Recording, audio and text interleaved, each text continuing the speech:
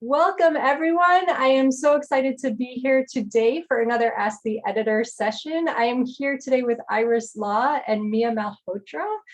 Both Iris and Mia are the editors of the Lantern Review, and I'm just really excited to learn all about this literary magazine. So why don't we kick things off, and can you tell us about the origin of the journal? When did it start? Were you guys involved at the very beginning, and what was the impetus for launching this magazine? So just take it from there. Sure. So Mia and I met back in college a long time ago. I don't know, Mia, if you want to talk a little bit about how we met, and then maybe I talk about like how LR formed. I would love to. It's one of my favorite subjects, my friendship with Iris. Yeah, we were friends. We were involved in, extracurriculars together. They were not arts related or literary related. So we kind of knew each other through, in this case, it was our campus fellowship. So it was sort of like a spiritual community that brought us together initially, which I feel like maybe is sort of present in the underpinnings of the journal. We've always, had a sense of a deeper connection between ourselves and a commitment to the world. But in any event, we were good friends. And then Iris brought up the idea after we graduated, actually. Wait, you skipped the part. So there's a meeting there. I want to hear about how you became friends, and it sounds like there's some kind of story there. I can't remember like the first time I met Iris or something. I feel like I always knew Iris. Oh, that's so lovely. Because I think we were sort of part of a shared community that from the very, very start. Our lives just overlapped in a lot of different ways. Nice. Yeah, and the reason I asked Mia to share about that is I think a really essential part of the journal's founding is just our friendship. We graduated, or rather Mia graduated the year before I did, so I was still senior. She was still around the area, kind of trying to figure out what's next. And we both knew that we kind of wanted to apply to MFAs. And I think that was the year that we really started, kind of connecting over like writing and poetry. And I think in college for us, we had a little bit of writing community as far as other like writers of color, and especially Asian American writers, but not too much. And so that year was really pivotal for us before we went away to our kind of respective MFA programs. And I think what both of us were experiencing as MFA students is just the sense, I think a lot of MFA students, especially students of color, feel this, a sense of kind of isolation, if that makes any sense. Like, what is out there in the world? I'm not necessarily seeing opportunities that look that highlight people who look like me. I think as young poets, we were yearning to find other Asian American poets that we could look up to and and envision ourselves as part of a conversation with. And so, I had a really great opportunity to go and do a summer internship at a New York publisher one summer through my graduate program. And that summer I met an editor who had a side gig as, actually, she's one of the founding editors of Slice. And I came away from that experience thinking, hey, I could start a literary journal, delusions of grandeur. But it was a sense that, I think online journals were just starting to kick off and become kind of a presence online. And I did have some like coding experience from high school. I taught myself how to code when I was in high school and in college. It was just a fun hobby, and I used it for all the clubs I was involved in. But I thought, hey, could we find a way to feature Asian American poetry online? And in a way, build kind of a community and a stage for which we could see people in our Asian American community that we had yet to meet, be highlighted. And so that's kind of how the journal came into being, out of this sense of, desire for community. And I didn't know anyone else to start it with, and who else would I wanted to have started with. So I eventually, called me up or emailed her. I don't remember, back in the day it was either call or email, no text.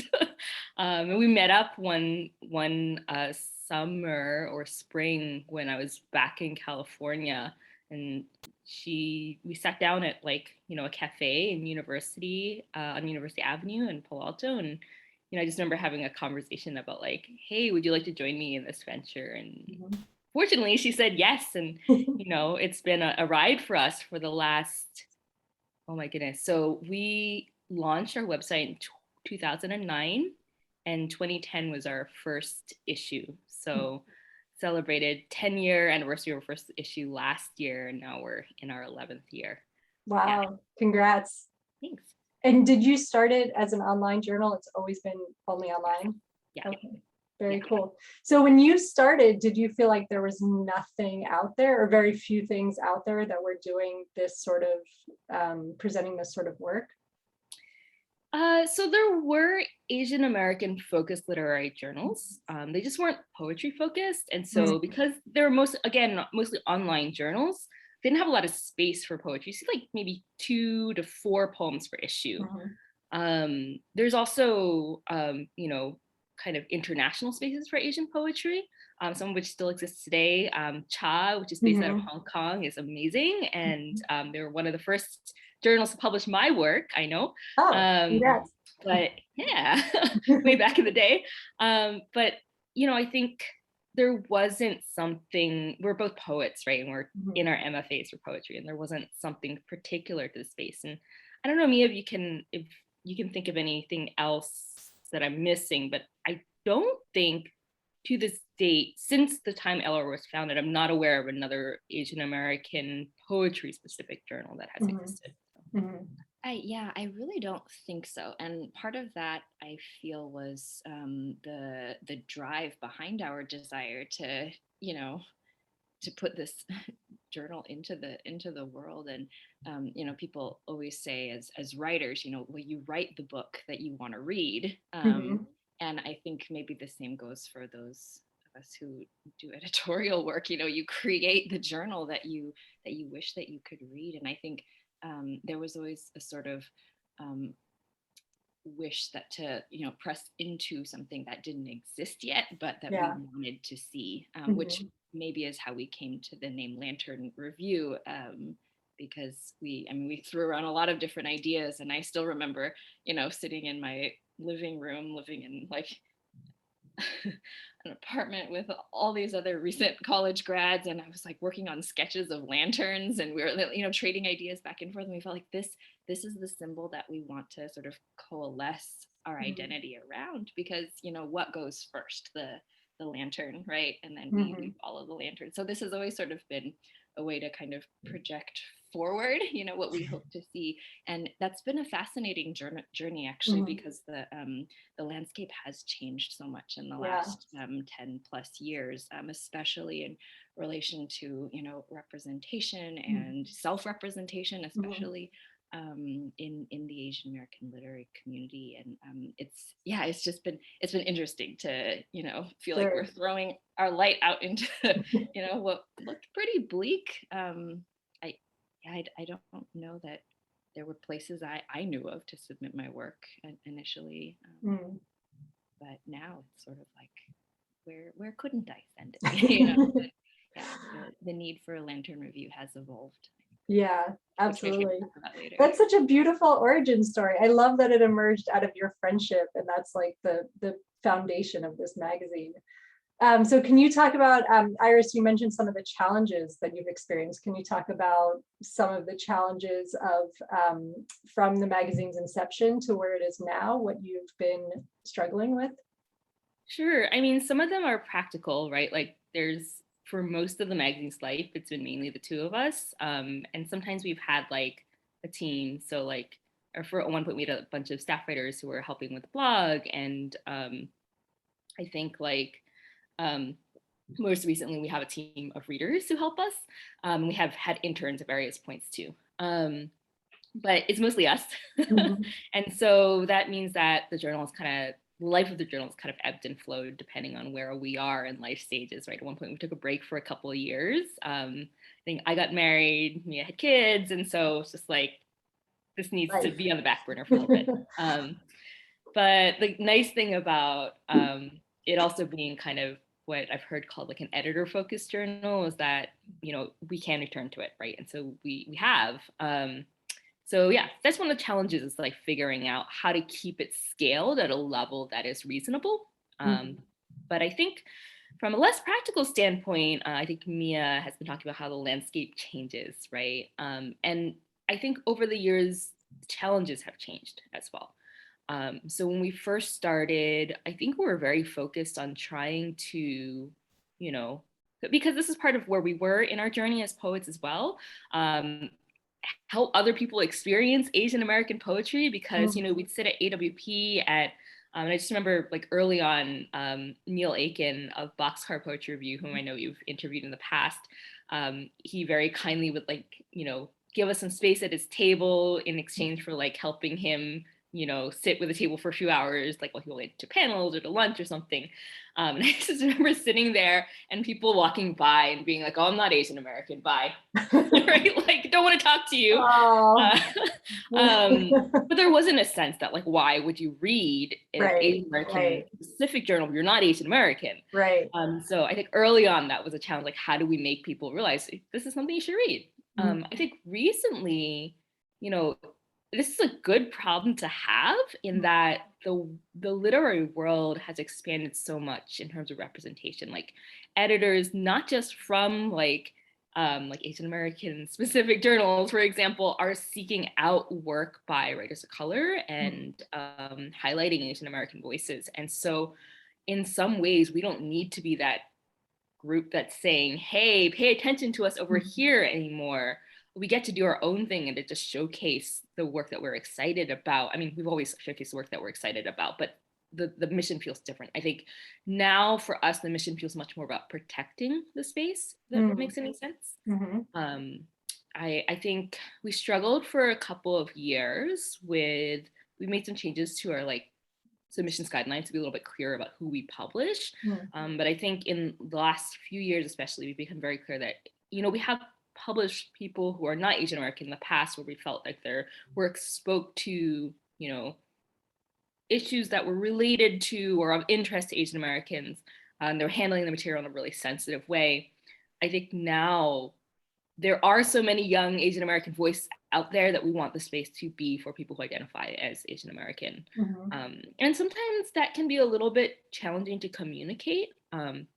During the submissions process, you know, we've struggled with getting like, of course, there's always people who don't read the guidelines, right? There's always people who don't read the guidelines. And every year, you know, we always get a few, you know, kind of racist, sexist submissions, specifically often racist towards Asian Americans. But I think there are also people who are just not aware, understanding of that nuance of, you know, if I'm not Asian American, why shouldn't I be able to publish in this space? And it's not that we think, like there's poems we've read before that are perfectly good poems, but we weren't sure that they necessarily had something urgent to say that we would want to give space to over an Asian American voice. That makes sense. So the challenge, I think, in that sense has changed because the landscape has become so much more open and there's so much more opportunity up there. Do you have a sense that the readership is changing as well? Maybe like a broader readership? I do think people who are not Asian American read Lantern Review, but if anything, I do think we actually have maybe a younger readership than before. Would you say that, Mia? Yeah. Because there are so many, you know, we're seeing this, we're actually publishing the youth folio, our very first youth folio. I say youth, they're like, you know, late teens, early 20s. So young adults really. But it's coming out in like a week or so. And we want to do that this year because, you know, I think for the first time we're seeing people who are in high school submit, right? Young Asian American writers, and they're writing really good poetry in high school and saying things like, I love Chen Tian's work. I love Franny Choi's work, right? You know, I want to be like these poets. And I'm, you know, we're amazed. We didn't have those role models in high school. We didn't know that the other Asian American poets, they existed, but we didn't know of them. So there is a generation that's coming up now. It's really exciting to see their work. And I think I've seen on social media, like the people who are like engaging with their posts, they are people who have been in like our community for a while, but a lot of times they're young people who are just like, ooh, a journal that publishes people that look like me, or like the friends of the younger people that we've published. So yeah, that's been really cool to see in terms of like readership. That's great. Yeah, and I wouldn't say that it's been a challenge, but maybe it's just sort of a feature of, our evolving with what has evolved around us. But there have been many points in the journey where, we've had to reassess, like, how are we formatting the material? How are we, because there have been tweaks, even on the interface online, or how are we tweaking our understanding of our audience or our mission, or so. Again, I don't point to those things as like challenges or difficulties, but they have been moments that have given us pause when we've felt like, wow, the world that we're speaking into is not the same as the one we were speaking into, 3 years ago. And then a lot of consciousness has shifted. That's wonderful. We had to sort of move with it. Yeah. And Iris, you mentioned a little bit of pushback, and I'm wondering about that as well, because I remember teaching a session on submitting to literary magazines, and I mentioned women-only journals, and there was a man in the group, and he said, can I pretend to be a woman and submit to a woman-only magazine? And I was like, well, I suppose you could, but why? I mean, there's clearly a need for these these magazines for people who haven't had a space for representation for a really long time. Like, why would you take that space from them? So I'm wondering if you have kind of had to deal with, hopefully not too much, but like the stray pushback or people that kind of don't get what you're trying to do. Yeah, so thankfully, I don't think we've had too many people like email us after we rejected their work and be like, hey. But we definitely have had, I think it's more on the level of people deciding, oh, it's a free world, so I can put my work out anywhere. And just like, one of the things about being a small journal is we have, like, basically we run this out of pocket, right? And so we don't have a really fancy submittable account. We have a monthly cap.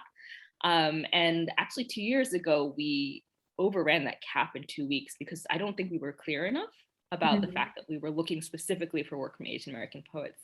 And I remember feeling frustrated because it felt like we had to close submissions before, because the percentage of Asian American identified poets in the slush pile that year, I was just really frustrated. I was like, there are so many people who are not Asian American in this file.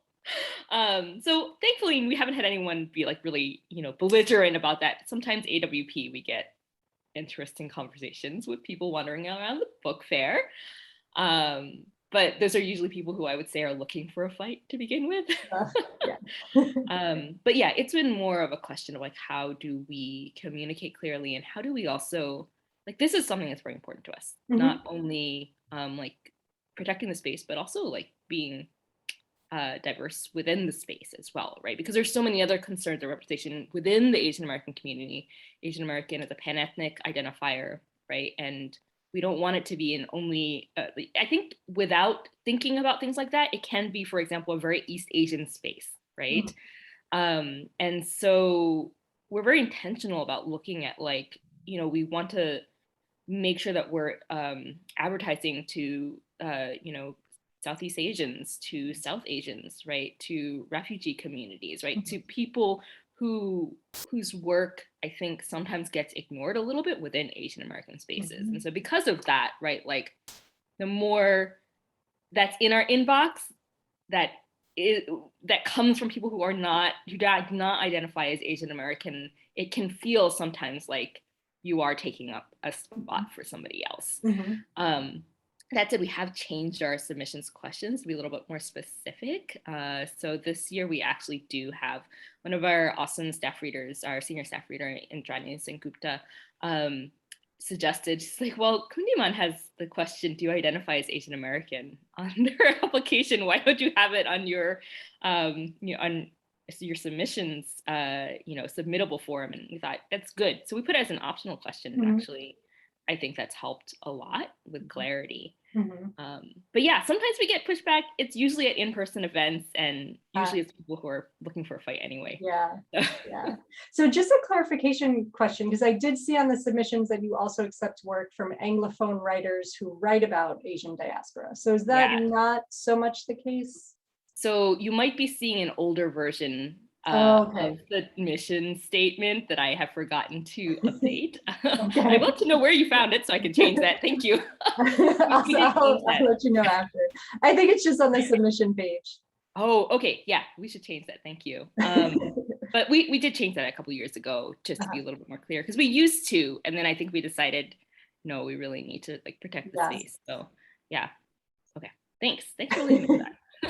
So in terms of the work that you accept, so it looks like you publish free verse, prose poetry, and also more formal poetry. Is that correct?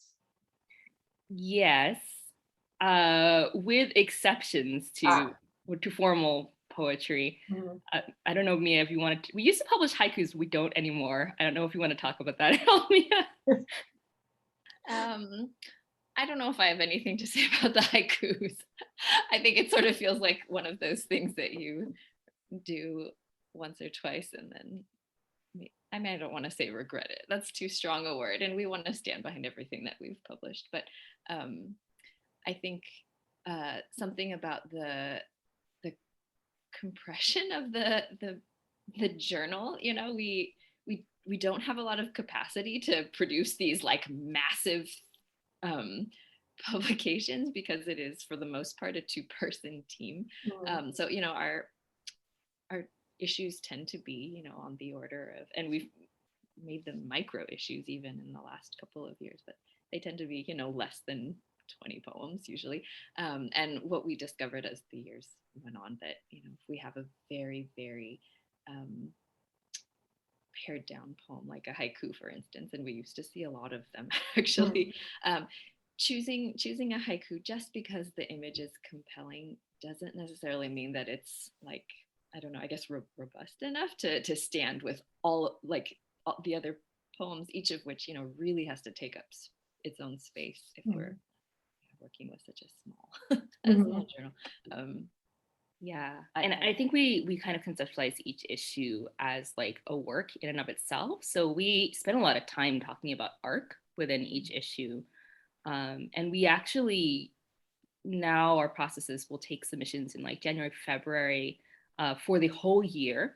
And then after we've selected the poems that we love, if there's holes in representation, for example, we might solicit from some poets to kind of make sure that we're representing across the field, not just in terms of like ethnic origins, but also different identities like queer identities, for example, or like trans or non-binary identities.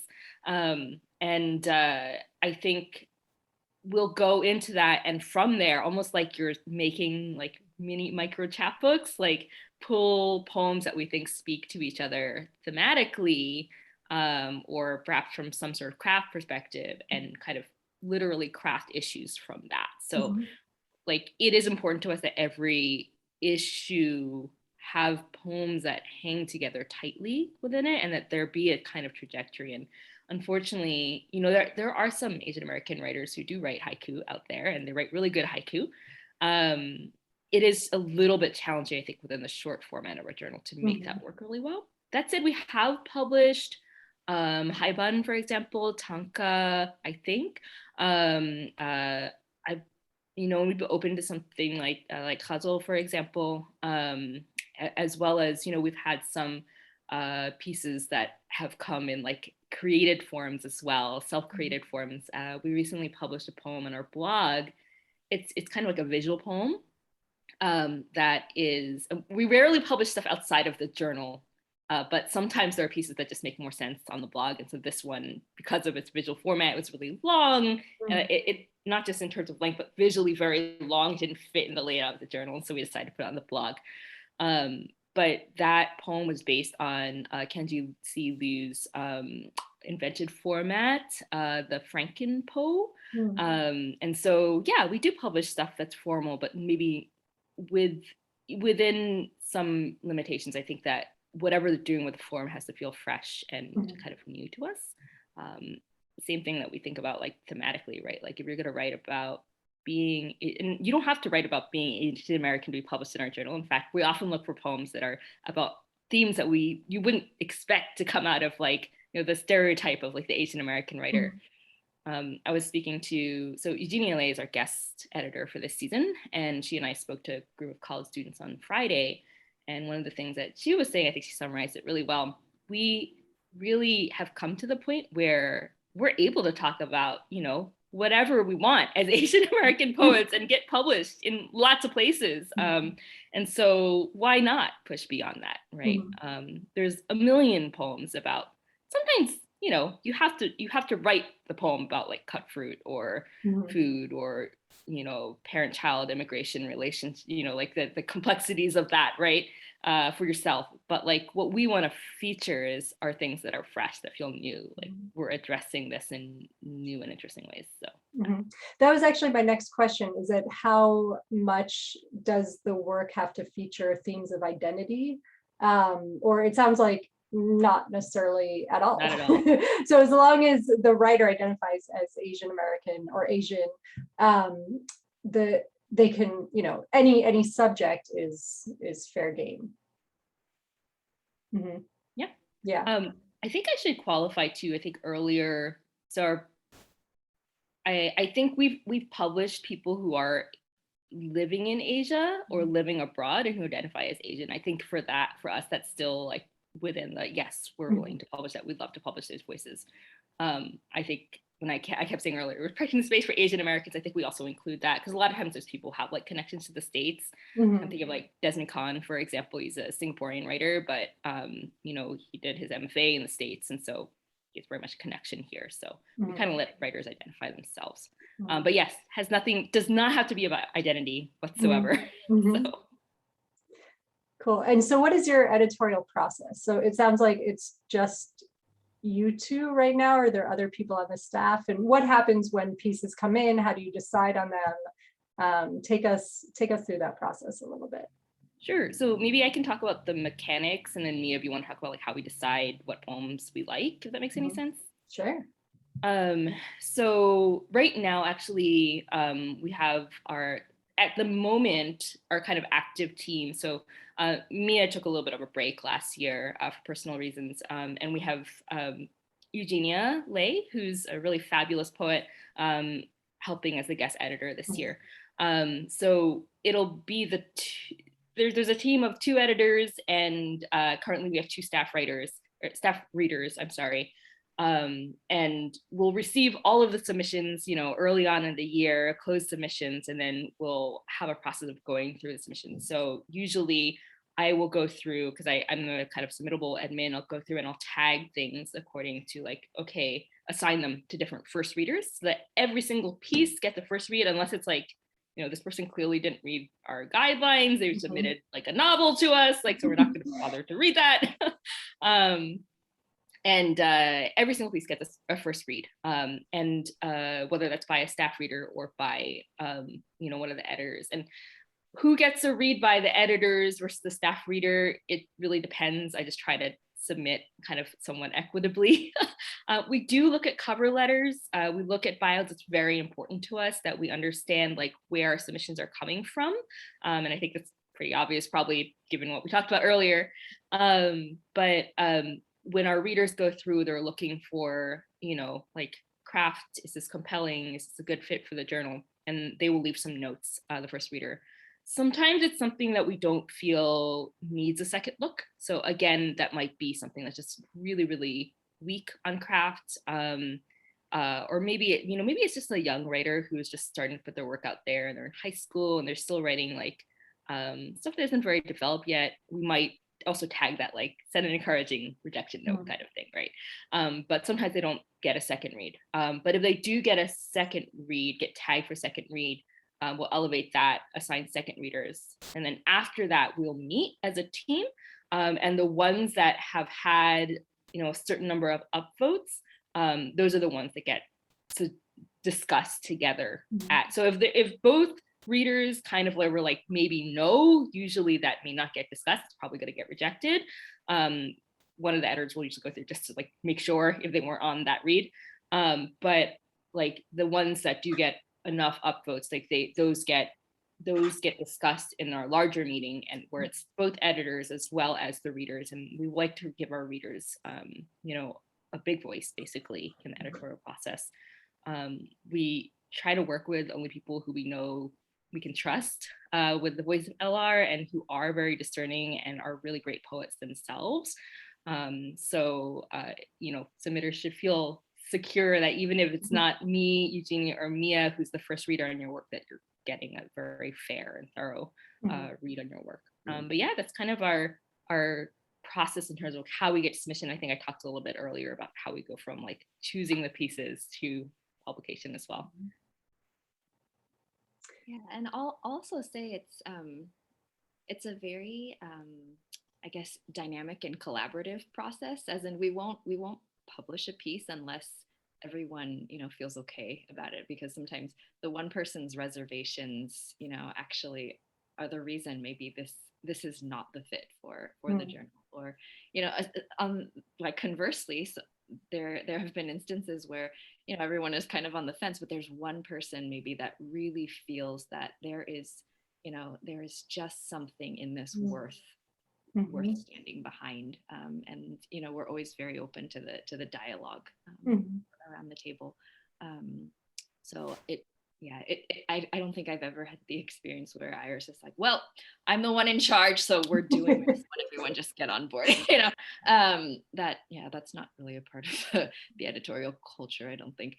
And I'd say that in that respect, our strength really is kind of in the diversity of the team, because there are different sensibilities, there are different backgrounds. We come as different readers, and so we have insights into different things. And I think maybe Iris, if you could talk a little about how that plays out with some of the different languages that people speak, and the different cultural backgrounds, how that's really been a strength in this last season. Yeah, so currently our this season's readers team, editorial team, has me. I'm Chinese American from Cantonese, Shanghainese background specifically, and Eugenia, who's Korean American. We have Karen Zhang, who is also Chinese American, but she is fluent in Mandarin and reads Chinese very well. And then Indrani Sengupta, who is Bengali American, and she also has some familiarity with like Bengali, for example, and is able to provide some like insights there. So sometimes we do get pieces that have like Korean characters or Chinese characters, or things that. So I am illiterate in Chinese, very unfortunately. But in those cases, for example, we get a piece that has a lot of Chinese in it, I might ask Karen to be the first reader on it, right? Because she'll be able to say like, the Chinese in here stands up to the level of English craft in the poem, for example. And there have been cases where, the rest of us, again, I'm going to use this as an example, where the rest of us have been like, wow, this is really cool, what they're trying to do with the characters. And Karen's been like, guys, this doesn't make any sense from like a Chinese grammatical perspective. So even with language-wise, that's been really cool. We have a poem this season, or a couple poems this season that kind of tap into certain aspects of like Indian American identity, and that Indrani's been able to get really good insight in. And we even had a couple poems that had to do with, kind of some of the violence that we've seen in the news against Asian Americans, and different people. There were like occasions where somebody had like a more personal connection to something that was being discussed in the poem, and like their voice was the one that we went with because they had a personal connection to it. It was important to us that we respect that and that we use that as a way to lead, whether or not we want to publish this particular content, right? So that's been really cool. diversity of the team that we have. And, you know, when Mia's reading as well, we have her perspective as a Japanese American poet as well. So yeah, it's fun, it's awesome, it's really collaborative, and we love our reading team. So.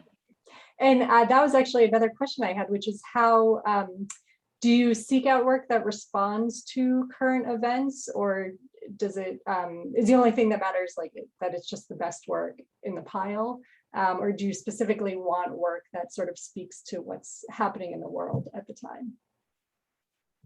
There have been some interesting confluences, I think. Maybe we all, you know, we're all as a community responding to some of the same events at the same time. And because of the lag in the editorial process, you know, maybe something will happen in the news, and then we have an editorial meeting like a little bit after the fact. And I think just because we're sensitized to certain things, maybe there will be poems in the mix that just feel like they have a little more electricity than others. But we don't explicitly say, you know, please send us poems about the pandemic or about this mass shooting event, or you know, we haven't done that necessarily. Although the themes, the overarching themes, which we've tended more toward these themed issues in the past, one of those many recalculations that we talked about earlier, we have chosen those themes again, sort of as we're responding to what's happening around us. So I think in that way we invite some of the confluence that. Sure. So I actually noticed that your March 2019 theme was transmission, which I thought was really prescient because that was a year before the word transmission was on everybody's mind. So I don't really have a question. I just thought that was really, really funny. But so how do you decide on your theme issues? Yeah, so again, like we choose the issues based on the work that we receive. And the theme name often comes from something, well, we often borrow it from a poem in the issue. So the transmission issue, actually, that there's a poem in that issue by Jason Bayani called, I think, Transmissions, or maybe it's the reverse. I think his poem is Transmission, and we call the issue Transmissions because there's like multiple ways and roots of thinking of that word within the issue. Of course, we didn't have COVID in mind at that point. How could we? But it's funny how that works out. But yeah, we tried to choose a title for the issue that somewhat speaks to shared themes or motifs that we see in a lot of poems, and also a lot of times how they relate to the world. Our end of 2020 issue, I think from like November of 2020 or late October 2020, the theme was recoveries, and we went back and forth a really long time on that because we wanted a word that would resonate with like, how are we feeling right now? How are we doing, you know, in the you know, like 8 months after the pandemic began, kind of thing, and the way that the Asian American community, I think, has suffered as well during the pandemic. Even though none of the poems were specifically about that, we wanted to respond to that. So I think, as Mia has said, like, we are aware of and respond to what's going on in the world, but we don't seek out work based on that. It is important to us that we be sensitive to like what's going on in our community. So like, for example, the Atlanta shooting this year happened the week we were supposed to send rejections for our first round. And so I emailed the team and was like, do not send any rejections. Like, we want to put more heartache in people's lives right now. So we waited a couple of weeks before we said anything. But yeah, I think when we think about those theme names and there's titles for the issues, we are thinking about like, what are we saying as a community right now? What is this issue saying about the state of Asian America? Makes any sense?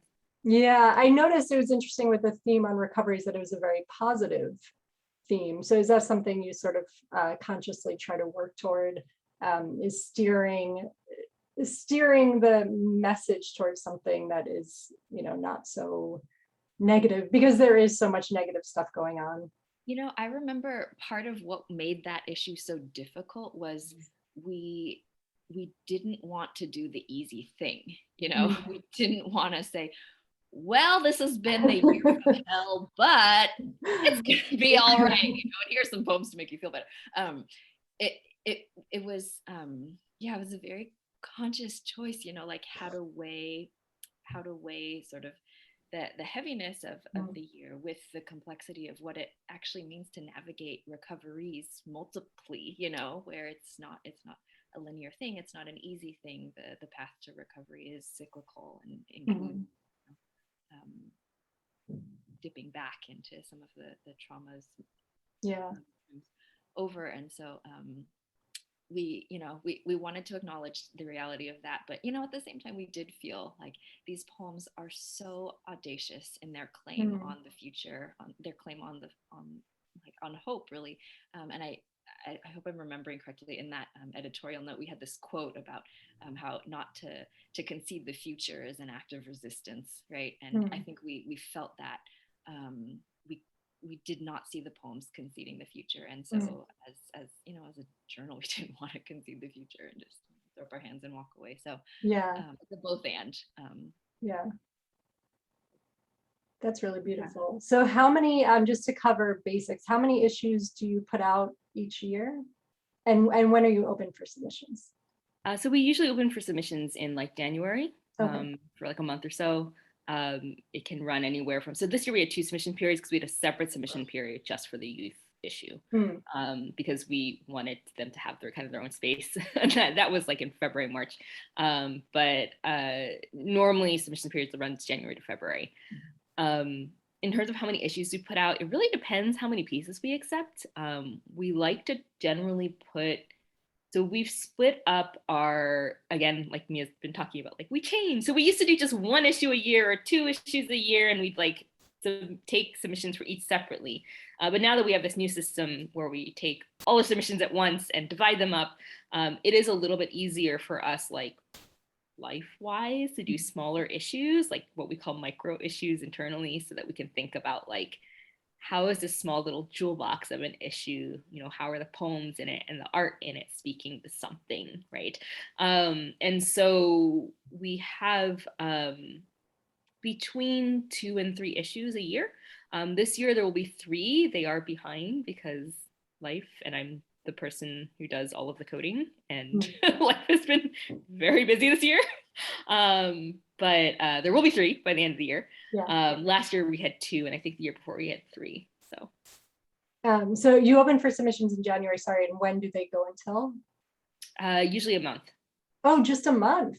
Yeah. Oh, wow. So what is the thinking behind that? That's really interesting.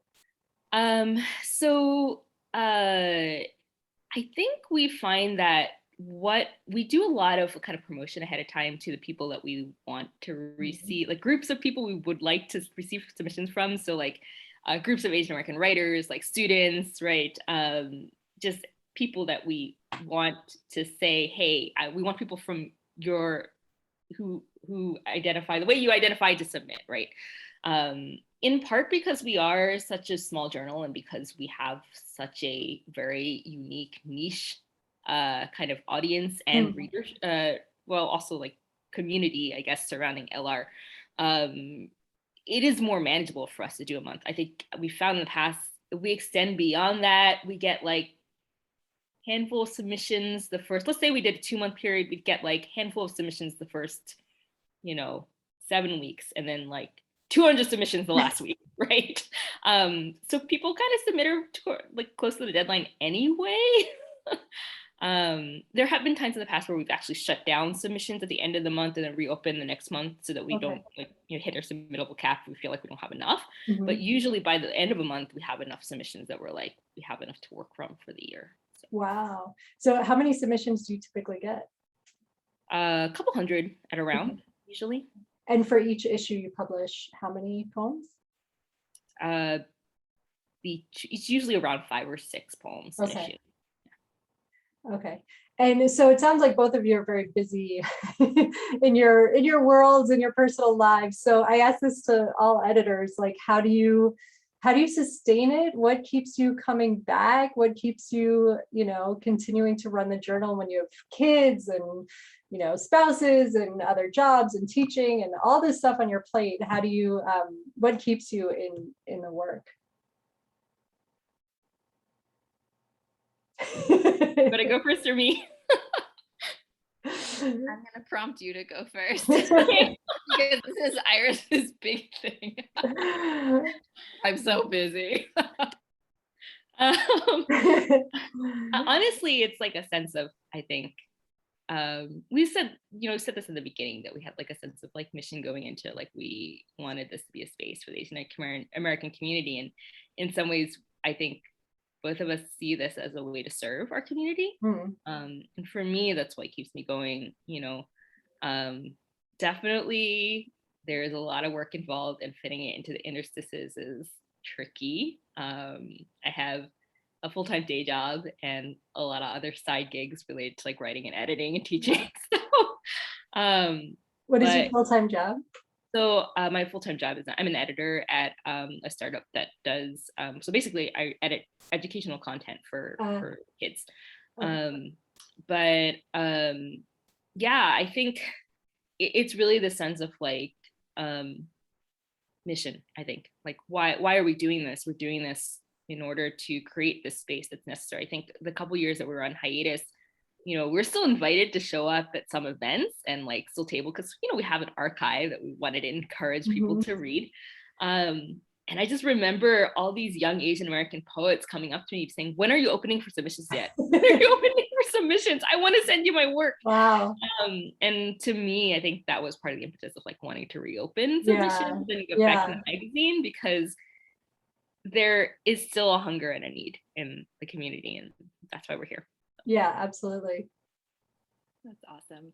And I will say from the very, very beginning, Iris has really been the one to hold that sense of mission at the forefront. I mean, she was the one who reached out to me. I feel like she's always blazed the trail for me personally. And, she started the path into the poetry world before I did. I sent my MFA manuscript to her before I showed it to anyone else. So I was like, I don't know who to talk to about this. And I think for me personally, it's felt that way with Lantern Review as well.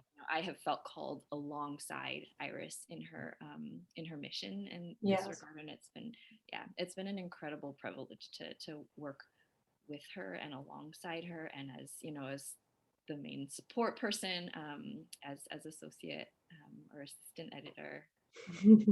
You're associate editor, not assistant editor. But I feel like my commitment to Iris, and we started this conversation by talking about friendship and relationship, which I think is so much the heart of this journal. Even the way that Boxcar Review, made a little space for us at the table, and that's a relationship that came out of Kundiman, and Kundiman cleared a little space for us at the table in the literary world, and continues in a very powerful way. And so I think the commitment to those relationships that really has brought me and kept me coming back into the community, even as it is very hard to manage. Yes. And what is your full-time job? Well, I'm with my kids mostly. I also teach poetry for Left Margin Lit, and then I write and I do freelance. Yeah. And so has both of you are practicing poets, and you're also sending your own work out for publication. Has that process changed how you view the editing process at all, or vice versa? Like, does that factor in when you're submitting your work to journals? I think it goes both ways for me. I think I've been on both sides of the table, both as a literary magazine editor, and also I used to work in actually book publishing. So I understand the editor's perspective, and so when I'm submitting, there are certain things that I realize, like, oh, you should always do. For example, like, nobody wants to read a cover letter that isn't. It's not that I think some journals don't read cover letters, but like, at least for me as an editor, it's important that somebody put a little bit of thought into the cover letter. We've definitely gotten cover letters where they put the wrong journal name in, for example. But other things, like understanding the process, being like sensitive to things, like sometimes it's not that that the journal or the editor it could be a technological limitation, right? For example, your line is just way too long to fit on the screen, and being willing to work with the editor on that, right? The editor wants to find a solution that will work for both of you. The editor's not there to like, they're not your enemy, right? Yeah. I think from the perspective of an editor, I do think going through the submission process and like understanding how like tough rejection can be, as well as like trying to have some sensitivity to when you're working with like writers on proofs and saying things like, hey, I noticed that normally this word is spelled this way, but you spelled it that way. Was that a typo, or did you intend for it to be spelled differently?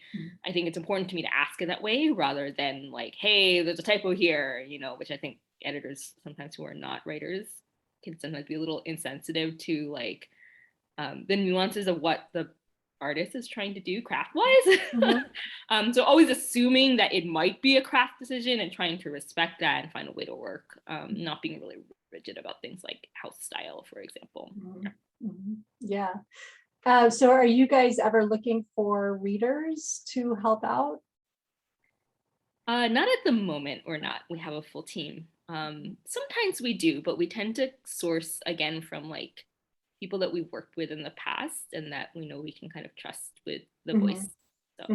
Yeah. Well, at the same time, there have been, people who have approached Iris and said, like, can I be an intern? Can I help? And that has gotten folks far because Iris is very generous and taking on folks. So if somebody reaches out to you and they say, I really want to get involved, I really want to intern or help or just see more of the process, be part of the process, it sounds like there might be space for them. 100%. Actually, Karen, who's one of our staff readers right now, was an intern for us in the past, and she totally sent me a cold email saying, hey, oh, wow, you offer internships? And I thought, okay, let me talk to this person and see, where they're at, what they're looking for, and it seemed like this could be a good opportunity for her. So we created something for her to work on. She was great. She contributed to the blog. She helped behind the scenes a lot. I think in terms of like being able to like mentor younger writers and like give people experience in like as an editor, as a professional editor, right? It's important to me that I give opportunities and experiences to Asian Americans in publishing, in editing, so that they have that, they can put it on the resume. When you apply to editorial jobs, paid editorial jobs, the one thing that everybody looks for is an internship. It's really hard to get a lot of those internships, and a lot of times those internships, the people who are in them look very homogenous. And so if there's somebody who says, hey, I want to be an intern, and it seems I have a conversation with them, with Karen, it seems like, yeah, we could both really benefit from this, 100%. Yeah. And are you involved, like, what is your overall community involvement? Do you do outreach with other organizations? Either personally or as part of the journal? I think it's to some degree, it's become more like interpersonal in recent years, especially because of the pandemic and we're not doing events and so forth. Sometimes it's just mutually promoting other opportunities for Asian American writers. So like other journals that have calls, for example, the Kundiman, when the Kundiman Prize was, still in existence, was still running, we'd promote that. Also, we've been really privileged to be invited to be a presence in the book fair at the Asian American Literary Festival that the Smithsonian APA puts on or has put on twice so far. I think it got disrupted again because of the pandemic, but I hope it happens again. It's a really special event. So kind of going there, being a presence. And I think, interpersonal has been a lot of it, like mentorships, like speaking to groups of students, for example, or working with young people with our interns, just being out there as a resource. We like to publish a lot of information for like in advance of our youth flow, we knew that there may be people submitting who never submitted before. So we actually did a whole like FAQ blog post and like what to know when you submit your work to a literary journal. It's really cute because we gave them like a little template for like, how do you address editors? For example, if you're addressing us, here's how you can address us. And we had some people who like very studiously like copied and pasted that over into their cover letters. I was like, oh, you read the post. But yeah, like just being out there to like, provide information for people who are like entering the world for the first time. That's great. Also, I think like spreading the word about books when they come out. So we don't run full-length reviews anymore, despite the name, unfortunately, because we don't have the capacity. But we do roundup posts approximately quarterly, where we highlight a bunch of new work by Asian American poets that's come out during that time period. And so that's been for us part of like giving back to, is like, being involved and like helping to spread the word.